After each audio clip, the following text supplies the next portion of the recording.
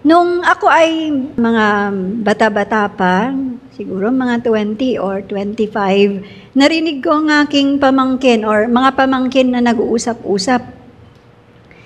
At natawa ako sa kanilang pag-uusap kasi sabi ng isang pamangkin ko sa isang pamangkin ko, sabi niya, hindi ka apo ni Felix Larugal, hindi ka kabilang sa clan ni Felix Larugal. Yung Felix Larugal ay, ang Felix, pangalan ng father ko, ang Larugal ay family name namin. Di pinakinggan ko, bakit kaya niya sinasabihan yung aking pamangkin na hindi daw siya legit na sa clan ni Felix Larugal. Tapos sabi niya, sabi nung isang pamangkin ko, hindi apo ako ni tatang, sabi niyang ganon. So nagtatalo na silang dalawa, sabi nung isang pamangkin ko, hindi. Bakit? Wala kang palatandaan, wala kang marka. Anong marka? Sabi nung aking pamangkin. Kasi wala kang pilat sa noo. Wala siyang peklat, kasi yung pamangkin ko na yon, wala siyang peklat sa noo. Pero kasi kami, na magkakapatid, meron kaming pilat sa noo. Ewan ko kung saan namin ito nakuha, na nagkakaroon kami ng pilat sa noo. Yung aking mga pamangkin, sa aking mga kapatid, ay meron din silang pilat sa noo. At yun lamang, pamangkin ko na yun, wala siyang peklat. Pero sure naman namin na talagang kadugo namin siya. Pero sabi nga wala siyang marka. Kaya sabi nila, hindi ka kabilang sa clan ni Felix Larugal. Itinatakwil siya. Kaya tawang-tawa ako habang ito'y pinapakinggan ko, yung kanilang pagtatalong. Kung hindi man sa physical na marka, na makikita natin sa mga pamilya, meron talagang mga pagkakakilanlan. Merong mga marka sa pag-uugali. Tama ba? Meron ding marka sa mga actions or meron ding marka sa uri ng pananalita ang bawat pamilya. Merong marka yan pati sa mga gusto nilang pagkain. Makikita ninyo yung kanilang common ground na sinasabi. So, sa mga pananalita, sa mga kilos o paraan, makikita mo kung saan kabilang yung isang tao. Ganon din sa mga kumpanya, di ba? Pag nakakita tayo ngayon ng sasakyan, nakita ninyo yung marka ng Toyota. Sasabihin mo, o yan ay sasakyan na gawa ng Toyota. At meron ding mark ang Mitsubishi. Tama ba? So, maging ang company ay meron silang marka. Gayon din tayong mga Kristiyano, meron din tayong marka.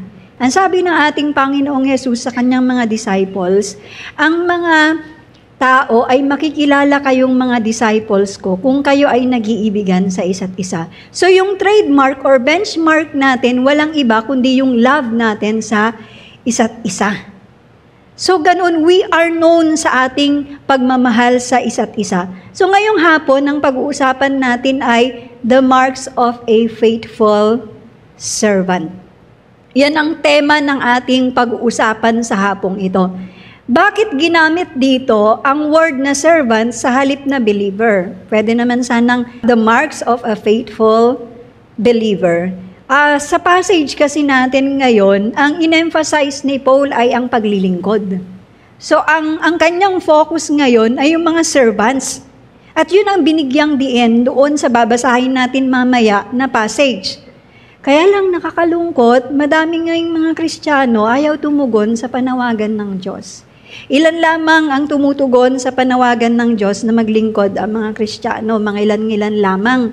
Kaya ako ay prayerfully na sa pagtuturo kong ito makonvict ang mga hindi pa nagpapagamit sa Panginoon at tumugon na kayo sa panawagang ito. Maring sabihin ninyo, hindi pastora, hanggang attender lamang ako. Alam ninyo mga kapatid, kalooban ng Diyos na maglingkod ang lahat ng mga Kristiyano. Ayon yan sa Ephesians chapter 4 verse 12. Basahin ko sa inyo kasi baka akala ninyo ngayon ay ako'y gumagawa-gawa lamang para kayo ay ma-persuade na maglingkod. Pag uwi nyo ng bahay, kasi hindi na isama sa PowerPoint natin, pag uwi nyo ng bahay, buklatin ninyo Ephesians chapter 4 verse 12. Hindi yan gawa-gawa ni pastor. Ang sabi niya, ginawa niya ito upang ihanda sa paglilingkod ang lahat ng mga banal. So, hindi select few, hindi mangilan-ngilan. Ang sabi, lahat ng mga banal. Sino bang tinutukoy na mga banal dito? Basta ikaw ay mananampalataya kay Jesucristo, ang tawag sa iyo ay banal. Ngayon, kung ikaw ay kumilala kay Jesucristo, ikaw ay banal, ikaw ay inaasahan ng Diyos na maglingkod. Hindi inaasahan ng Diyos na tagaupo lamang tayo tuwing linggo. Hindi lamang yung mga pastors or yung iba ang inaasahan ng Diyos na maglingkod, kundi bawat isang Kristiyano ay meron tayong obligasyon na maglingkod. Yan ang katotohanan. Hindi po namin yan itatago sa inyo. Dahil kung gusto namin kayong i-please, hayaan lang namin kayo na umattend ng linggo at hindi namin ituturo sa inyo ang bagay na ito. Pero ito'y pananagutan namin kapag kami humarap sa Panginoon. Dahil kaming mga pastors, inatasan kami ng Diyos na i-preach sa inyo ang buong counsel ng salita ng Diyos. Pag sinabing i-preach sa inyo or ituro sa inyo ang buong counsel ng salita ng Diyos, wala kaming itatago. Hindi namin babawasan ng mga itinuturo namin sa inyo dahil sa kagustuhan lang namin na matuwa kayo sa amin. Hindi kami matapat kung meron kaming itatago sa inyo na salita ng Panginoon.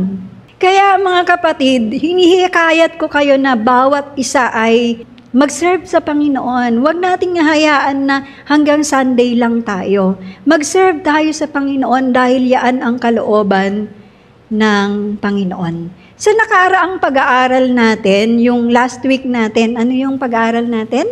Living as those being changed by the gospel. Diba? Yun ang ating pag-aaral. Yun yung tema. Meron tayong tiningnang tatlo. Yung ating past na condition, yung present na status natin, at yung ongoing na response natin sa ating status na ibinigay ng Diyos. Sa ating past na condition, ano nga ba tayo before tayo nakakilala kay Jesus Christ? Before tayo nakakilala kay Jesus Christ, ang turing sa atin ng Diyos ay kaaway. Tayo ay hostile against sa Panginoon. Tayo ay rebellious against sa Panginoon dahil hindi tayo kabilang sa Kanya. Ang tao, it's either na siya ay kakampi ng Diyos or siya ay kaaway ng Diyos. So kung hindi ka nanampalataya kay Jesus Christ, ikaw ay kaaway ng Diyos. Pero dahil sa habag ng Diyos, narinig natin ng gospel at dito nagbunga sa atin ng pananampalataya at tayo ay naniwala sa ginawa ni Jesus Christ sa krus, na tayo ay Kanyang niligtas sa pamamagitan ng Kanyang dugo. Ang penalty ng ating kasalanan ay nabayaran dahil sa Kanyang dugo. Yun ang ating pinanampalatayanan at dahil doon, tayo ay na-reconcile sa Diyos. Dati kaaway tayo ng Diyos. Nung tayo ay nanampalataya kay Jesus Christ, hindi na tayo kaaway ng Diyos. Tayo'y kaibigan na. Hindi lamang basta kaibigan ng Diyos, kundi kabilang na sa pamilya ng Diyos. Tayo'y mga minamahal na anak ng Diyos. Dati kaaway ng Diyos, naging minamahal na anak ng Diyos. Yun yung ating present na status. At itinuro din sa atin kung paano tayo mag-respond ng tuloy-tuloy dun sa ating status na yon. Ang sinasabi doon, paano tayo mamuhay bilang mga tinubos ng Diyos, bilang nakipagkasundo sa Diyos sa pamamagitan ni Jesucristo. Tayo ipinagkasundo sa Diyos sa pamamagitan ni Jesucristo, hindi para manatili tayong rebellious at disobedient sa Diyos. Tayo ay ipinagkasundo sa Diyos para tayo ay maging kabahagi sa kabanalan ni Jesucristo. Maging kabahagi tayo ng Kanyang kabanalan at ng pagsunod sa Diyos. At isa sa pagsunod sa Diyos, walang iba kundi ang pagsunod natin sa pagtawag niya sa atin na mag-serve sa Kanya. Kinakailangan tayong mag-serve sa Kanya. Hindi tayo nag-obey sa Diyos kapag hindi tayo nag-serve sa Kanya. Ang obedience na hinihingi sa atin ng Diyos ay full obedience, hindi siya partial obedience. Na bawat sinasabi ng Kanyang salita ay hindi tayo magiging selective. Na, O Lord, ito gusto ko, gagawin ko. Pero ito, hindi ako comfortable, hindi ko gagawin. Ang hinihingi sa atin ng Diyos na habang nagmamature tayo, mas lalo tayong nagiging masunurin sa Kanya na susunod natin ang Kanyang mga sinasabi sa atin. Ipinagkasundo tayo ng Diyos hindi para manatili tayong rebellious at disobedient sa Kanya. Ngayon tumugon ka na mag-serve, pero meron pang hinihingi ang Diyos sa atin maliban sa pagsiserve. Mapansin ninyo yung adjective na ginamit, yung faithful.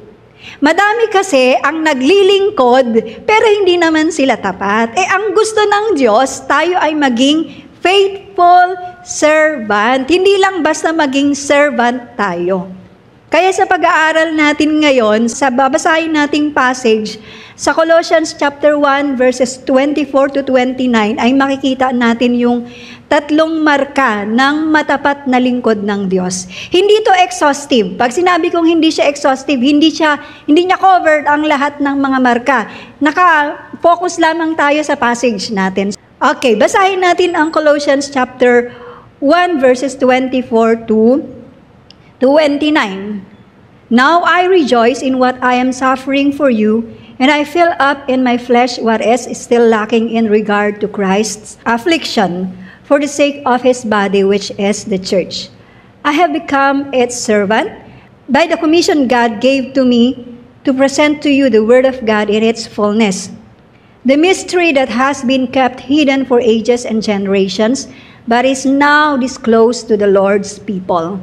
To them, God has chosen to make known among the Gentiles the glorious riches of this mystery, which is Christ in you, the hope of glory. Next verse. He is the one in whom we proclaim, admonishing and teaching everyone with all wisdom, so that we may present everyone fully mature in Christ. Lastly, to this end, I strenuously contend with all the energy Christ so powerfully works in me. Ano-ano nga ba itong mga makikita nating marka ng matapat na lingkod ng Diyos? Una, a faithful servant finds joy in suffering. Ang matapat na lingkod ng Diyos, kaya niya na magalak sa kalagitnaan ng suffering. Ang tanong ko sa inyo, anong reaksyon nyo kapag kayo dumaranas ng matinding suffering at trials? Anong reaksyon ninyo? Anong tugon ninyo sa mga pagsubok na ito? Ang katotohanan, napakadaling magalak pag tayo ay yung external na experiences natin maganda, tama ba? Pag marami kang pera, nagagalak ka. Tama? Pag marami kang kaibigan, ang lahat ng taong nakapaligid sa'yo, maganda ang sinasabi. Pero kapag laban sa'yo ang mga tao, hindi ka nagagalak. Yun naman talaga ang natural na reaksyon ng ating flesh. Yun talaga ang initial na reaksyon ng tao. Na kapag ikaw ay walang pera, ikaw ay napakaraming pagsubok, maraming umaatake sa'yo, kapag ang lahat ng bagay ay wala sa ayos, parang wala sa kontrol, nasa kalagitnaan ka ng sufferings, ang hirap mag-rejoice. Ang hirap magalak. Pero alam nyo, bagamat mahirap ito, hindi siya imposible. Magkaiba ang imposible sa mahirap. Ang mahirap, pwedeng gawin, mahirap nga lang. Ang imposible, hindi mo talaga siya magagawa. Pero magagawa natin ito dahil kasama natin ang Diyos. Merong nagbibigay sa atin ng lakas. Tingnan nga natin ang verse 24. Now I rejoice in what I am suffering for you. Nung isinulat ni Apostle Paul ang book ng Colossians or ang letter ng Colossians, alam niyo ba kung nasaan siya? Nasa kulungan po siya. Imaginin ninyo, nasa kulungan siya and then, ang sabi niya, now I rejoice in what I am suffering for you. Ang suffering pa na ito ay hindi dahil sa paggawa ng masama. Nakulong si Apostle Paul, hindi dahil siya ay pumatay, hindi dahil siya ay nagnakaw. Wala po siyang criminal record. Ang kanyang pagkakakulong ay dahil nangaral siya ng mabuting balita sa mga hentil. Kaya yung sinasabi niyang, ito'y yung pagdurusan niya, yung suffering niya ay dahil sa mga ito. Yung kanyang mga sinulatan. Sabi niya, I rejoice. Now I rejoice. Sa halip na magmaktol, sa halip na magdamdam, o iwasan ni Apostle Paul yung paghihirap na ito, niyakap niya ito ng buong kagalakan. Kaya nga sabi niya, now I rejoice. Hindi niya lamang tinanggap o niyakap yung paghihirap na yon na nagsasalk siya. Kasi pwede namang nandoon ka sa gitna ng mga paghihirap, pero ikaw ay nagmamaktol, ikaw ay nagmumukmok, iyong kine-question ang Diyos. Pero si Apostle Paul, hindi niya kine-question ng Diyos. Siya ay nagalak sa kalagitnaan ng kanyang mga pagdurusa. Hindi imaginary yung pagdurusa ni Apostle Paul dahil nandoon siya sa kulungan. Ano ba nagbigay ng kagalakan kay Apostle Paul? Yung paghihirap ba ang nagbigay sa kanya ng kagalakan? Hindi paghihirap ang nagbigay sa kanya ng kagalakan. Hindi tinuturo sa atin na magalak tayo dun sa problema or sa pagsubok or sa suffering. Ang sinasabi niya, magalak tayo dahil sa nakikita natin kung ano ang purpose ng Diyos, ba't inalaw niya yung suffering na yun sa buhay natin? Kasi bawat inaalaw ng Diyos sa buhay natin, meron niyang purpose. Meron niyang layunin. Kaya magagalak tayo na hindi nawawalan ng kabuluhan yung ating paghihirap. Hindi siya worthless na paghihirap. Para sa kanya yung pagdurusan niya, napakinabangan ito ng church. Ang kanyang suffering ay nagsilbing example ng katapatan at pagtitiis. At ito'y nagbigay ng daan para maipangaral ang ebanghelyo. So makita natin may purpose yung kanyang paghihirap. Kaya siya nagalak. Hindi siya nagalak dahil mayroong problema. Kasi baka mamaya, may problema ako. Hindi ganon. Kundi mayroong purpose. Bakit inalaw ng Diyos yung bagay na yun? So titingnan natin yung purpose behind ng mga paghihirap na ito para tayo ay magalak. So hindi pala imposible ang magalak sa gitna ng suffering. Posible bagamat ito'y mahirap. Continue natin. And fill up in my flesh what is still lacking in regard to Christ's affliction for the sake of His body, which is the church. Ang tinutukoy niya dito na affliction ni Jesus Christ, hindi niya sinasabi dito yung redemptive work ni Jesus Christ sa cross, na kulang pa at hindi sapat. Hindi niya sinasabing kulang yung ginawa ni Jesus Christ sa krus. Kasi ang sabi ng Bible, ang kamatayan ni Jesucristo doon sa krus, ang suffering ni Jesus Christ doon sa krus, ay complete and final payment para sa penalty ng ating sin. Wala nang kailangang idagdag. Kaya nga sabi ng Panginoong Yesus, anong sinigaw ng Panginoong Yesus bago siya nalagutan ng hininga? It is finished. Kung nabasa ninyo yung article na ginawa ni Bishop na paid in full, yun ang ibig niyang sabihin ng it is finished, paid in full, bayad lahat ng ating utang. Alam niyo kung anong binayaran ni Jesucristo na utang natin? Yung penalty ng sin natin sa past, sa present, at sa future. Paid in full. Praise God. Ngayon, ano nga ba ang ibig sabihin niyan na still lacking in regard to Christ's affliction? Ang mga theologians or mga commentator ng Bible ay merong ibinigay na tatlong view. Tingnan natin yung tatlong view niyan, okay? Para maintindihan natin. So, ready ba kayo? Andiyan pa ba kayo? Ginaguide ko kayo sa journey natin sa pag-aaral. Okay, tingnan natin yung unang view. Ang unang view ng theologians at commentator dito ay pagdurusa para sa ministeryo. Ang tawag sa English ay ministerial suffering. Ito yung most common view na pinanghahawakan ng maraming mga Kristiyano. Tinutukoy nito na si Paul, ang pagdurusa niya na dapat tiisin ng mga followers ni Jesus Christ habang ipinagpapatuloy nila yung mission mula kay Kristo. Yun yung pagdurusa na dapat tiisin ng mga followers ni Jesus Christ habang ginagawa nila yung mission mula kay Kristo. Ano ba yung mission na yon? Matthew 28. Go and make disciples of all the nations. Kasama dun sa discipleship ang evangelism. Hindi po pwedeng walang gospel proclamation sa ating discipleship. So makikita natin dito na ang pagdurusang sinasabi dito ay ang pagdurusang dulot ng ating pagsunod sa misyon na ipinagagawa sa atin ng Panginoon. Hindi niya sinasabi na yung suffering ni Jesus Christ sa krus ay hindi sapat para iligtas ang tao.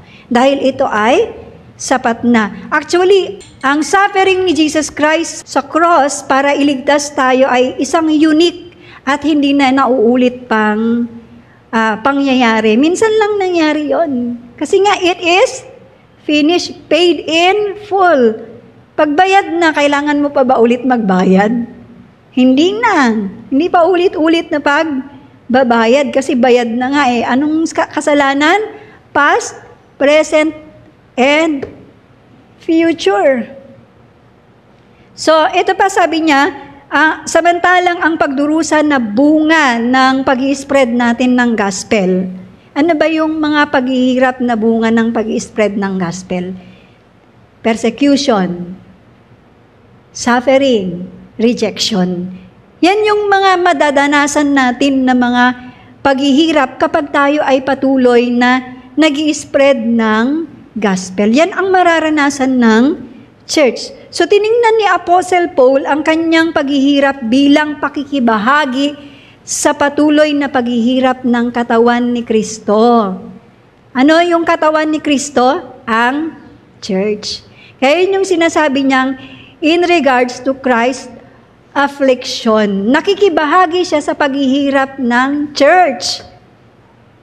Bakit naghihirap ang church? Dahil sa persecution, sa suffering at rejection na na-experience nito dahil sa kanyang pagpipreach ng gospel.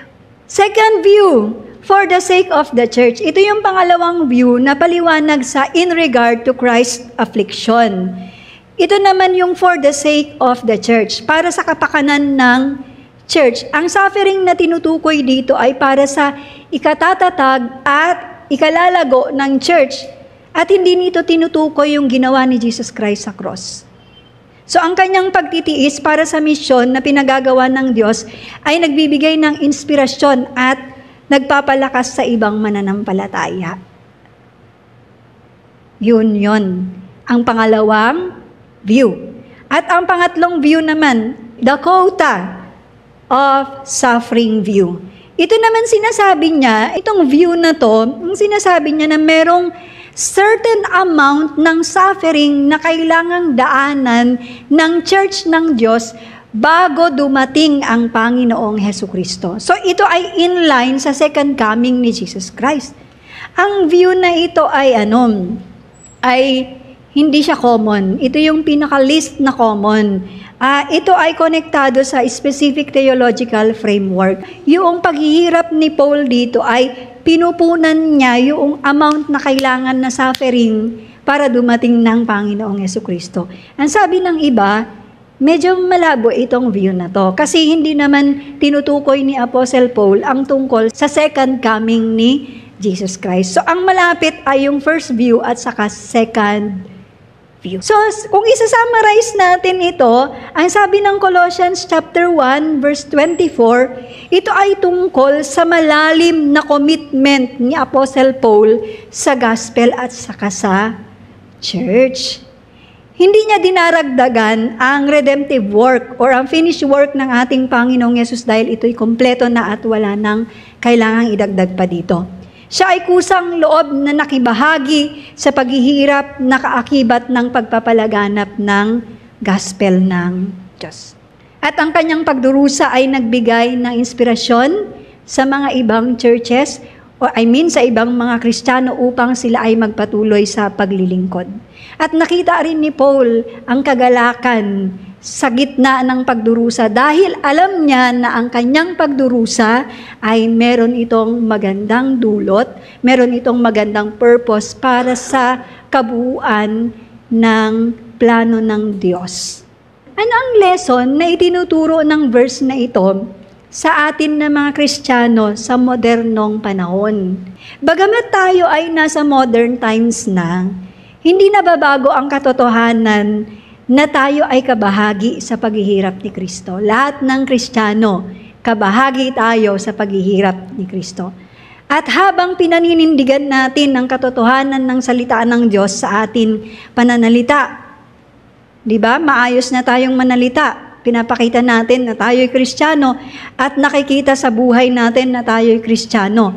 Habang sineshare natin ang gospel, meron kalakip na hirap yan. May pang-iinsulto tayong matatanggap, may mga rejections tayong kakaharapin, at may mga panganib na susuungin. Kasi hindi lahat ng tao ay gusto nila ang mensahe natin. Kaya, asahan na natin para hindi tayo nagugulat na kapag nag-share tayo ng gospel, hostile yung mga tao sa atin, ni-reject tayo, pinagtawanan tayo, nakaranas tayo ng suffering, hindi dapat tayo nagugulat kasi kabahagi yan sa ating misyon. Dahil sinabi na ng Panginoon sa kanyang mga disciples, sabi niya, kung ako'y inusig nila, kayo din ay usigin. Hindi tayo mas greater sa ating master. Ang sabi ng Panginoong Yesus, walang greater sa kanyang master. Kung ako'y inusig nila, kayo din ay uusigin na mga servant ng Panginoong Jesucristo. Ngayon, may mga Kristiyanong para makaiwas sa pagsubok, hindi na sumunod sa Panginoon, hindi na nila aktibong tinayuan ng salita ng Panginoon. Manahimik na lang sila para hindi na sila i-persecute, hindi na nila binahagi ang gospel kasi takot na silang ma-reject. Ayaw nilang makaramdam ng rejection. Ayaw nilang sumuong sa mga panganib. Ang iba naman nagdaramdam pag nasa loob ng pagsubok. Kaya yung kanilang buhay Kristiyano or yung kanilang buhay paglilingkod ay survival mode. Andun na lang, passive siya. Kung ano na lang ang mangyari, ganun na lang siya. Kasi nagdaramdam siya. Hindi na siya aktibong gumagawa kung ano ang pinagagawa ng Diyos sa kanya. Pero alam ninyo, dapat ma-realize natin ito mga kapatid. Lahat ng tao daraan ng paghihirap. Kristiyano o hindi Kristiyano. Mag-preach ka ng gospel or hindi ka mag-preach ng gospel. Wala pong exemption. Lahat tayo daraan sa mga paghihirap. Kristiyano or hindi Kristiyano, lahat tayo ay daraan sa paghihirap. Pero may mga sufferings na worthwhile, may mga sufferings na makabuluhan, at meron ding mga sufferings na useless. Ngayon, ano nga ba ang suffering na makabuluhan? Kanina, si Paul, merong kabuluhan ng kanyang suffering. Tama ba? Ang suffering na makabuluhan ay yung suffering na dulot ng pagsunod natin kay Jesucristo. Ang suffering na makabuluhan ay dulot ng pagpipreach natin ng gospel. Pero ang suffering na useless ay yung suffering na dulot ng pag-disobey sa Diyos. Mag-suffer ka na rin lang, bakit hindi ka pa mag-suffer nung merong kabuluhang suffering? Yung may purpose, hindi purposeless na suffering. Di ba? Pwede kang mag-suffer nang wala ka man lang ka-purpose doon sa iyong suffering na yon. At yung suffering na yon ay ang suffering na bunga ng paggawa ng hindi maganda. Pero ang suffering na dulot ng pagsunod sa Diyos, ito'y makabuluhan. Worthwhile ito, mga kapatid. Kaya dapat tayo ay mag-serve sa Diyos, tayo ay maging tapat na lingkod ng Diyos. Dahil ang tapat na lingkod ng Diyos, para sa Kanya ang suffering ay isang pribilehiyo. Para kay Paul, ang kanyang pagsasuffer ay isang pribilehiyo. Isang pribilehiyo para sa atin ng mag-suffer. Ano ang dapat nating gawin? Sa natutunan natin, kasi hindi po pwedeng alam lang natin ang mga bagay na ito, pero dapat alam din natin ang ating application. Rejoice for Christ's sake. Sabi ko nga kanina sa inyo, hindi madali ang magsaya sa kalagitnaan ng suffering. Hindi madali. Pero alam ninyo, yung mabatid natin na merong eternal value, ito, merong eternal value ang worthwhile na suffering. At ang makita rin natin na nakakapagbigay ito ng glory sa ating Panginoong Yesus, makakatulong ito sa atin para magalak tayo sa gitna ng pagsubok at paghihirap. Pero kung hindi natin nakikita yung purpose ng ating pagsasuffer, Mahirapan talaga tayong mag-rejoice. Mahirapan talaga tayong magalak. Mga kapatid, alam nyo, pag nakikita ng mga kapatiran natin na ikaw ay nasa sentro ng paghihirap, nakita nila yung disposisyon mo. Hindi ka natinag, hindi ka nagreklamo, hindi ka nagdamdam sa Diyos. Niyakap mo ang paghihirap na yon dahil yun ay bahagi ng iyong paglilingkod sa Panginoon.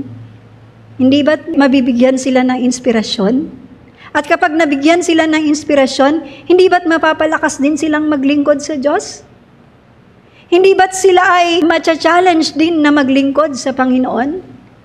At dahil doon ay mag-glorify natin ng Panginoong Hesukristo. Alam ninyo, every time na kinikwento ko ang naranasan namin ni Bishop nung kami ay nag-start na mag-pastor, gusto ko lang makita ninyo, no? Part ito ng suffering namin ni Bishop. Ako po ay college graduate. DOST scholar po ako. So, madami akong pwedeng pasukan na trabaho. Pero nung tinawag kami ng Panginoon na mag-full-time, nag-full-time kami. So, sa pagpa-plant namin ng church, wala kaming pera kasi church planting. Wala pang member. Si Bishop din ay rin siya, full-time din. So, kung titingnan ninyo ang picture namin ni Bishop, mas matanda kami noon kaysa ngayon. Butot balat ako noon. Payat ako ngayon, pero mas payat pa ako noon. So, imaginin ninyo, payat ako ngayon, pero mas payat pa ako noon. Siguro parang sasabihin nyo, saranggola si Pastora, ting-ting at saka papel. Diba? Saranggola. So, alam ninyo, part yon ng suffering. Kinikwento namin ito para ma-inspire yung iba na sa kabila ng mga hirap na dadaanan ninyo, magtuloy-tuloy kayo. May anak na kami noon, si Hannah, and then nasundan kaagad si Hannah, 1 year and a half pa lang. Si Hannah noon ay buntis na ako. So, dikit ang kanilang aagwat na magkapatid. So, imaginin na ninyo yung hirap namin. Alam ba ninyong, hindi namin alam kung anong susunod na kakainin namin. Hindi namin alam kung saan galing ang aming pagkain. Alam niyo ba yung aming tirahan? 2 pintuan, walang bintana. Kung malamig, ubod ng lamig. Kung mainit, ubod ng init. Ganon ang hirap ng aming buhay noon. Pag nagugutom kami, gusto naming magmerienda. Nagpe-pray kami sa Lord, gusto namin ng burger. At pag wala na kaming pera, alam niyo ba, kinakalkal namin bag namin para makakita ng piso dahil gusto niya na bumili ng pochi. Alam niyo yan, yung candy na yon. Iyon yung hirap namin. Sabi ni Bishop sa akin, kasi nakita niyang hirap ko ang payat ko. Tapos si Hannah, hirap din siya. Nag-aalala siya sa pag-aaral ng mga bata. Sabi niya sa akin, papasok ako ng trabaho.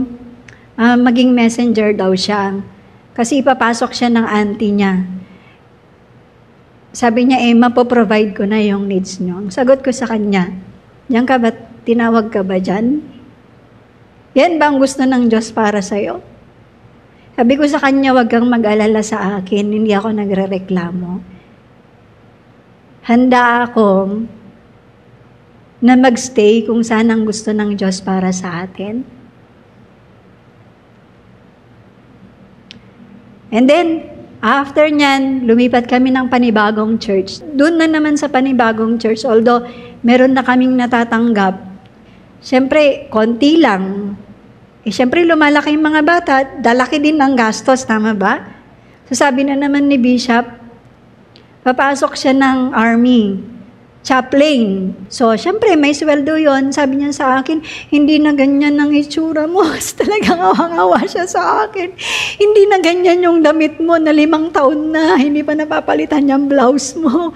5 taon na, hindi pa napapalitan yung pantalon mo. Siya yung naawa sa akin. Wala naman akong nirereklamo sa kanya. Kahit sa Panginoon, hindi ako nagrereklamo. Sabi ko sa Lord, titiisin ko to, Lord, kasi bahagi ito ng aming paglilingkod sa'yo. Alam ko naman na hindi mo kami pababayaan. So sabi niya sa akin, magsusundalo ako, sabi ko sa kanya, hindi ako nagreklamo sa iyo. Yun na naman ulit ang sagot ko sa kanya, hindi ako nagreklamo sa iyo. Hindi ako humihingi sa iyo ng marangyang buhay. Ang gusto ko makapaglingkod tayo sa Panginoon. So umiyak siya sa Panginoon. Sabi niya, Lord, hindi naman ako sinumportahan ng asawa ko. Yung sabi sa kanya ng Lord, hindi kita tinawag dyan. Pag kinikwento ko ito sa iba, lalo na yung mga pastors na hirap din sila sa buhay, nabibigyan sila ng alam nyo yun, ng lakas ng loob at ng determinasyon na magtuloy-tuloy. Ang mga anak ko ngayon, si Hannah ay medtech, si Jaja kagagraduate na lang BS Mathematics. Siya po ay nag-graduate as summa cum laude sa UP Diliman. Ang aking bunso ngayon ay nasa ISU. Hindi po kami pinabayaan ng Diyos. Amen? Kami po ay nagstay kung nasaan kami bagamat ng hirap. Hindi lamang po hirap sa bulsa, hindi lang hirap sa buhay, marami din kaming persecution na dinanas. Maraming paninira ang ginawa sa amin, pero hindi kami tumalikod. Kami ay nagstay, kami ay nag-rejoice dahil alam namin na hindi nawawalan ng kabuluhan ang aming paghihirap. Ginawa namin yon para kay Hesu Kristo. Napakalaki ng impact nito sa ating pag-asa. Tingnan natin ang Romans chapter 5 verse 3 to 5. At hindi lamang iyon, nagagalak din tayo kahit na dumaranas tayo ng paghihirap. Dahil natututo tayong magtiis, alam natin na ang pagtitiis ay napapabuti sa ating pagkatao.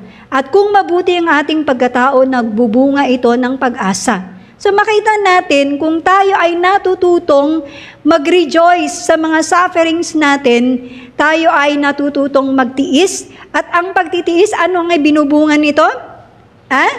Mabuti or napapabuti ang ating pagkatao. Sa English, yung character natin nabibuild up. At pag na-build up yung ating character, anong nagiging bunga nito? Nagkakaroon tayo ng hope. Sabi niya, nagkakaroon tayo ng pag-asa. No wonder why maraming mga Kristiyano sa kalagitnaan ng napakaraming pagsubok, nawawalan sila ng pag-asa ay dahil hindi nila natututunang mag-rejoice, hindi nila natututunang magalak sa gitna ng mga pagsubok. Kung gusto mong umapaw-apaw ang iyong pag-asa, matuto kang magalak sa kalagitnaan ng mga paghihirap at mga pagsubok. Bakit kami ni Bishop, hindi kami nawalan ng pag-asa dahil nagalak kami sa gitna ng aming mga paghihirap, ng mga trials and tribulations sa aming buhay. At yun ang nagbigay sa amin ng pag-asa. Amen? Palakpakan natin ang Panginoon. Pangalawa, a faithful servant fulfills the stewardship of the gospel. Ipinagkatiwala ng Diyos kay Paul ang gospel. Hindi lamang ang mga apostles or mga pastors ang pinagkatiwalaan ng gospel, kundi bawat isang follower ni Jesus Christ ay steward or pinagkatiwalaan ng gospel. Merong ipinagkatiwala sa atin ng Diyos, walang iba kundi ang gospel. Ang expectation ng Diyos ay gagampanan natin itong responsibilidad na magbahagi ng Ebanghelyo. Verse 25, tingnan natin. I have become its servant by the commission God gave me. Para kay Paul, nakikita niya yung kanyang ministry ay ipinagkatiwala ng Diyos sa kanya. At ang ipinagkatiwala na ito sa kanya ay ang ipahayag ang gospel. Particularly sa mga Gentile. Ngayon sa mga hindi nakakaalam kung ano yung terminong Gentile, baka mamaya Gentile ako ng Gentile, hindi nyo alam. Ang Gentile, pag hindi ka Hudyo, ikaw ay Hentil. O, kasama na tayong mga Pilipino, Hentil tayo. Gentile tayo. Pag hindi ka Jew, ikaw ay Gentile. Itong mandato na tinanggap ni Apostle Paul mula sa Panginoon ay yung ipahayag ang gospel sa mga hindi Hudyo. And then, ang sabi niya dito, to present to you the Word of God. Ano ang Word of God na tinutukoy dito? Walang iba kundi ang Ebanghelyo. Lalo na yung mystery ni Jesus Christ sa lahat ng tao. hindi lamang sa mga Hudyo. Mamaya ipapaliwanag ko sa inyo kung ano yung mystery. Alright? Para mabilis tayo kasi yung oras natin. In its fullness, sabi niya, in its fullness, inaasahan ng Diyos na ang pagpapahayag ni Apostle Paul ay sa kabuuan. Na ito ay naihayag ng malinaw, na-expound ito ng maayos sa mga tao, naiintindihan ng mga tao, at buong-buo, walang itinatago. Hindi siya hinati, hindi siya diluted. What's diluted? Hindi siya winater down. At walang pag-aalinlangan. Yun ang sinasabing in its fullness. So in summary, ang verse 25, sinasabi dito na ang mandate ni Apostle Paul ay i-share ang gospel sa mga hentil ng buong buo. Hindi niya i-water down, hindi niya papalitan, hindi niya dadagdagan. At ipapaliwanag niya ito ng malinaw sa mga tao. Verse 26 tayo, the mystery that has been kept hidden for ages and generations, but it's now disclosed to the Lord's people. Pag sinabing mystery sa New Testament, hindi yung nakakatakot at hindi nalulutas na riddle or bugtong. Ito yung sacred truth na matagal na itinago ng Diyos, pero ngayon sa panahon natin, sa panahon ng New Testament ay inihayag na. Yun yung sinasabing mystery dito. And that has been kept hidden for ages and generations. Sa mahabang panahon, ang katotohanan ito ay hindi lubos na nauunawaan. Hindi sa itinago ito ng Diyos na ayaw niyang ipaunawa, kundi hindi pa time na maunawaan ng mga tao kasi hindi pa fulfilled. Kailangan pa itong ma-fulfill bago siya maunawaan ng mga tao. Noong sa Old Testament, ang plan ng salvation ay ipinahayag ng Diyos sa pamamagitan ng prophecies, types, and shadows. Pero hindi pa ito ganap na inilatag. So, parang vague pa para sa kanila. Hindi pa malinaw sa mga Old Testament people noon ang tungkol sa redemptive plan ng Diyos. Ang mga Israelita, ang alam nila, darating ang Messiah. At ang kingdom ng Diyos ay maibibuild in the future. Pero hindi nila alam yung mga specific details. Hindi nila alam kung ano yung mangyayari at kung sino yung kabilang dito sa plano ng Diyos. Kaya very vague para sa kanila, hindi malinaw para sa kanila.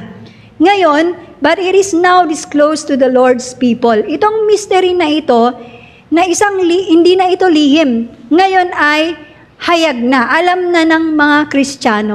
Makikita natin, ang mystery na ito ay nasa verse 27. Tingnan natin, ano tong mystery na ito? Verse 27, to them God has chosen to make known among the Gentiles the glorious riches of this mystery, which is Christ in you, the hope of glory. Dalawang aspeto ng mystery ito. Ang unang mystery ay Gentile inclusion.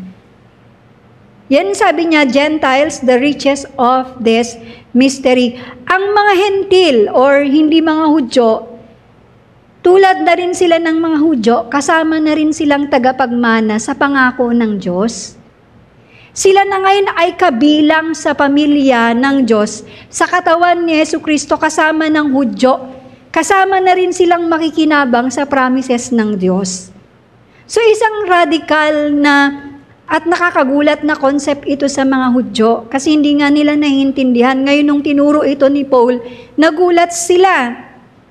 Kasi naniniwala ang mga Hudyo na sila lang ang piniling bayan.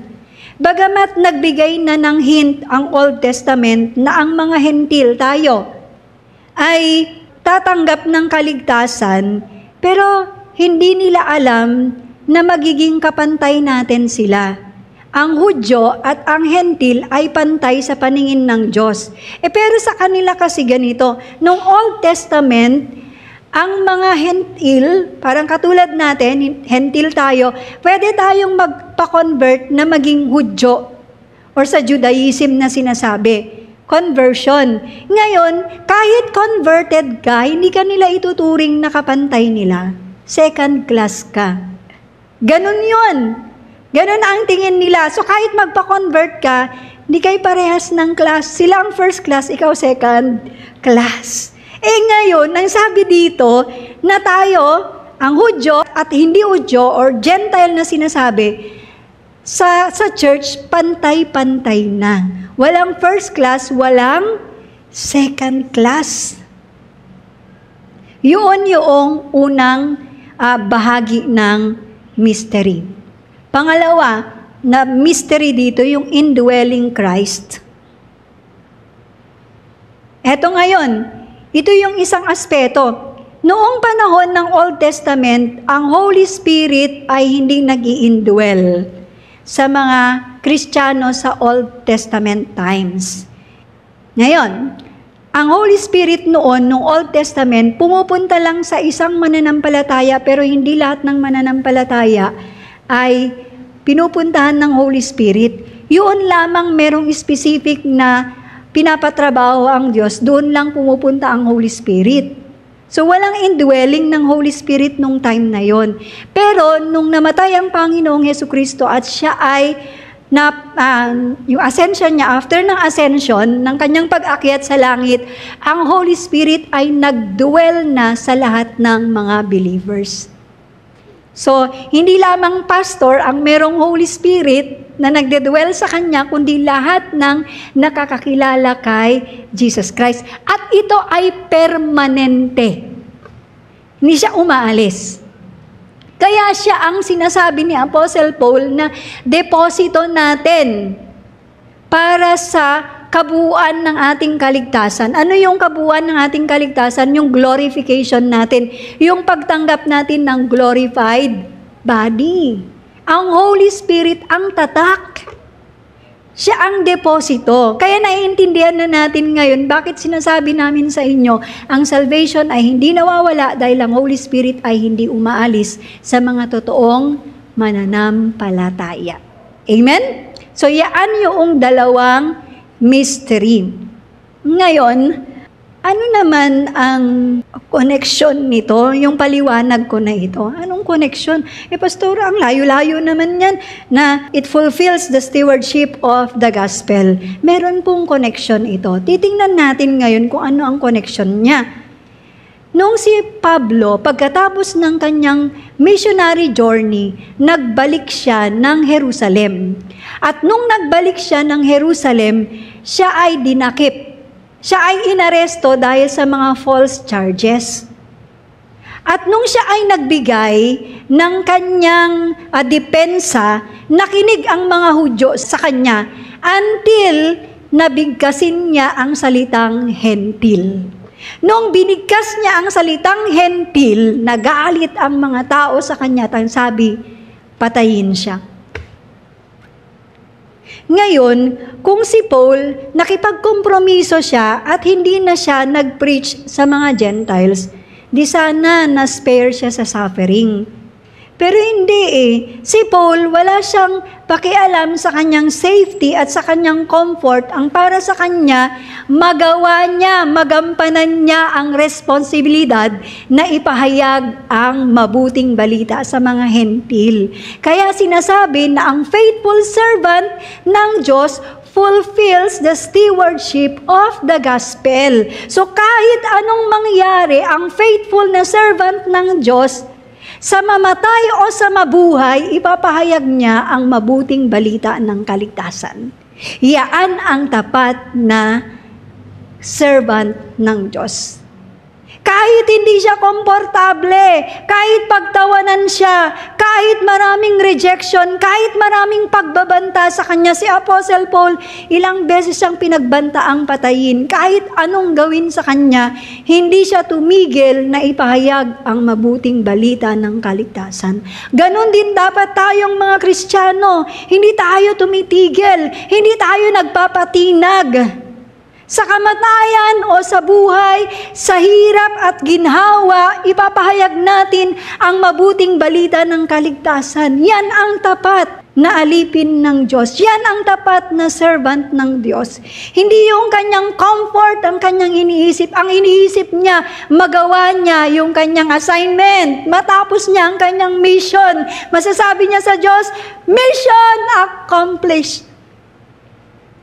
Pag humarap ba kayo sa Panginoon, masasabi niyo, mission accomplished? So anong gagawin natin? Anong itinuturo dito? Remain faithful to God's calling.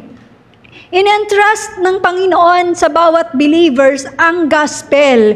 Inaasahan tayo ng Diyos na ang gospel ay ipahayag natin saan man tayo magpunta. Sa ating tahanan, kung meron pang mga hindi nakakakilala sa Panginoon, they need to hear the gospel. Sa inyong school, sa inyong workplace, sa inyong business, meron ba kayong mga tauhan na hindi pa nakakakilala sa Panginoon? They need to hear the gospel. Hindi lamang para sa aming mga pastors ang mandate na ito na i-share ang gospel. Every believer ay kinakailangan nyong i-share ang gospel. Kinakailangan tayong maging faithful. Ano man ang hinging price ng ating pagpipreach, maging komportable ka or hindi, gagawin mo ang iyong assignment. Mga kapatid, ang assignment mo ay hindi pwedeng gawin ng iyong katabi. Merong pinapagawa sa iyo ang Panginoon. Merong taong pinapaabot sa iyo ang Diyos na hindi kayang abutin ng katabi mo. Amen? Kaya huwag nating sasabihin, sila na lang, Lord. Ako ba, kakilala ko ba yung kakilala nyo? Hindi. Kaya kayo ang may assignment niyan. Amen ba? Yung anak nyo ba, kilala ko ba? Nagpupunta ba ako sa bahay nyo? Kayo may assignment niyan. Hindi ako. Hindi yung inyong kapitbahay. Amen? Gawin natin ito anuman ang kabayarang hinihingi. Huwag tayong matakot. Remain faithful to God's calling. Number 3, na marka ng faithful servant. A faithful servant fights with God's power. Ang matapat na lingkod ng Diyos ay nakikipartner siya sa Diyos. Hindi ito nagsasarili o nagtatrabahong mag-isa. Hindi siya nagsiself-effort. Amen? Tingnan natin, verse 28. He is the one we proclaim. Sino ang kanilang pinoproclaim? Si Jesus. Ang kanilang tinuturo, hindi isang set ng rules. Hindi yung do this, do that. Hindi yun ang tinuturo nila, Apostle Paul. Hindi rin isang philosophy. Hindi rin isang religious system. Ang itinuro nila ang persona, which is Jesus Christ. Ang ebanghelyo, ito'y tungkol kay Jesus Christ at sa ginawa niya sa krus. Hindi ito tungkol kung paano maging mayaman. Kasi maraming ngayon gustong makinig sa mga itinuturo ngayon. Paano kayo maman? Kahit sa church, sa ibang mga church, narinig ko yan ang sinasabi, prosperity gospel. Paano ka maging successful? Ang dapat tinuturo, si Jesus Christ, siya ang sentro ng ating mensahe. Amen? Palakpakan natin ang Panginoon. At makikita nyo rin dyan, ang sabi niya, He is the one we proclaim. Yung gamit na we, ang tinutukoy ni Apostle Paul dyan ay yung kanyang mga kasamahan sa ministry, katulad nila Timoteo, sina Epaphras. Ang pinapakita dyan ay, ang misyon ay hindi lamang sa mga ilan-ilang Kristiyano. Ang misyon para sa lahat ng tao sa church. I mean, lahat ng mga Kristiyano. Yung misyon na ito ay gagawin nating lahat. So ikaw, lahat tayo, bahagi ng mission team. Kaya wag mo sasabihin, hindi ako kasama dyan, pastora. Hindi ka nga kasama kung hindi ka tumanggap kay Jesus Christ. Pero kung tumanggap ka kay Jesus Christ, kasama ka sa mission team. Amen? Amen ba? Okay. And then, ang sabi niya, admonishing and teaching everyone with all wisdom. Tingnan natin yung dalawang word dyan, yung admonishing and teaching. Yan yung dalawang way ng pagpapahayag ni Apostle Paul ng salita ng Panginoon. Tingnan natin yung admonishing. Ang admonishing ay nakuha sa Greek word na nutetuntes. Nutetuntes. So, yan yung Greek word niya na ang meaning niyan ay rebuking, correcting, and guiding. So, ginaguide nyo yung tao patungo dun sa landas na tama. Kadalasang ginagamit itong word na admonishing para mag-correct ng maling paniniwala, mga mapanganib na mga filosofiya at makasalanang pag-iisip. Yan yung rebuking. Nire-rebuke mo siya, kinokorek mo siya sa kanyang mga kamalian. Si Pablo, hindi lamang siya nagsabi ng impormasyon, kundi ginabayan niya yung mga tao na makaalis doon sa mga kamalian. Yun yung rebuking. Ang action na ito, yung pagre-rebuke, ito'y action ng pagmamalasakit at protection. So kayo, pag kayo ni-rebuke ng leader ninyo, hindi siya naiinis sa inyo, hindi siya galit sa inyo, love ka niya. Ang rebuking is equal to love. Equal yan sa love. Kasi, alam niyo yun, pinoprotektahan ka niya laban sa masama. Kaya kanya kinorek. Kung hindi kanya kinorek sa maling turo, di napamali ka ng daan. Tama? Hindi kanya kinorek sa mali mong pag-uugali. Ang mali nating pag-uugali, nakapagdudulot ito ng kaguluhan. Tama? So pag ni-rebuke tayo ng ating mga pastors, ng ating mga leaders, huwag tayong magalit sa kanila, magpasalamat tayo sa kanila dahil mahal nila tayo. Alam niyo po, hindi madali ang mag-rebuke. Kasi pag nag-rebuke ka, galit sa iyo ang tao. Hindi ka magiging popular sa kanila. Hindi ka nila love. Pero kung sa kabila nun ay ni-rebuke ka niya, ibig sabihin mahal ka niyan. Kasi kahit magalit ka sa kanya, sasabihin niya sa iyo ang dapat mong marinig. At ang teaching, tingnan natin ang teaching. Sa Griego ay didas contest naman ito. Ito naman ay pagtuturo ng doctrine, yung tunay na doktrina at katotohanan ng ebanghelyo.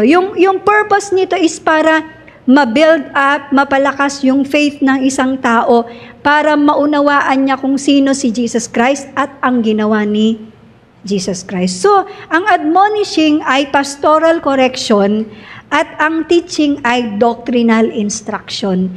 Kailangan itong dalawa na ito para ang believer ay mag-mature.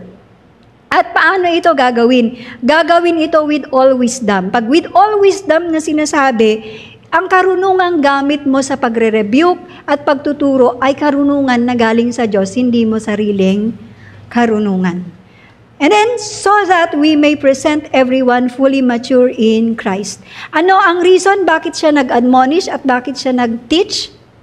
Para sa maturity. Ang maturity dito ay tinutukoy na teleios sa Greek. Ang kahulugan nito ay perfect or mature or fully grown. Hindi niya sinasabing walang kasalanan, kundi ikaw ay nag-grow, ikaw ay nag-mamature. In Christ, isa-isahin natin in Christ, huwag nating kaligtaan ang phrase na ito kasi mahalaga. Ang ating maturity ay hindi galing sa labas, kundi pag tayo nakipag-isa kay Kristo, tayo ay magmamature. And to this end, sabi niya, ginawa ito ni Paul para maipresent ang mga tao or ang mga believers na perfect. At naunawaan ni Paul na ang maturity ay hindi siya automatic. Ang spiritual growth ay hindi siya automatic. Meron ka talagang effort, kaya kinakailangan niyang mag-effort, kinakailangan niyang magturo, kinakailangan niyang mag-admonish para mag-grow ang mga believers na ito. I strenuously contend with all the energy Christ so powerfully works in me. Siya ay nag-work hard, si Apostle Paul. Nare-recognize niya kasi na kailangan niyang maging masipag. Ay, mayroong mga leaders sa church na papetiks-petiks. Gusto nilang mag-grow ang kanilang member, pero papetiks-petiks sila. Hindi sila nag-work hard para sila ay maturuan, sila ay i-rebuke. Para sa kanila, bahala siya sa buhay niya. Pero si Paul, hindi ganun ang kanyang ginawa. Siya ay talagang nag-exert ng effort. At kaninong effort ito? Ang effort na ito ay walang iba, kundi ang effort na galing kay Jesus Christ. So ano ang dapat nating gawin? Rely on God's strength. Hindi madali ang maglingkod. Madaming challenges sa paglilingkod. Kaya kailangan na mag-rely tayo sa strength ng Diyos. Dahil kung hindi tayo magre-rely sa strength ng Diyos, tayo ay mababurn out. Tayo ay titigil. Ayaw na nating gawin kasi ginawa natin yung trabaho sa sarili nating lakas, sa sarili nating talino. Dapat gawin natin ito sa grasya ng Panginoon. Ang tawag dito ay grace effort. Hindi siya sa will power. Amen? Now, ang tatanong ko sa inyo, naglilingkod ka na ba? Kailan mo balak mag-serve? Sagot mo sa akin, bata pa ako. So, kapag nasa twilight years ka na, saka ka magsiserve. Pag nasa dulo ka na ng iyong buhay, doon ka pa lang ba magsiserve? Sa iba naman, sagot nyo sa akin, matanda na ako, pastora. Walang matanda-matanda din sa pagsiserve. Huwag mong sayangin yung nalalabi mong oras or araw. Gawin mong worthwhile yung nalalabi mong oras. Habang may lakas ka pang natitira, maglingkod ka sa Panginoon. Sa mga nagsiserve na sa Panginoon, sinuri nyo ba ang inyong sarili habang nag-aaral tayo? Dapat nga ba kayo? Pag humarap ba kayo sa Panginoon, yung mga nagsiserve na, sasabihin ba sa inyo ng Lord, well done, my good and faithful servant. Alam niyo mga kapatid, dapat hangarin natin na kapag umuwi na tayo, marinig natin buhat sa Panginoon, well done, my good and faithful servant. Amen?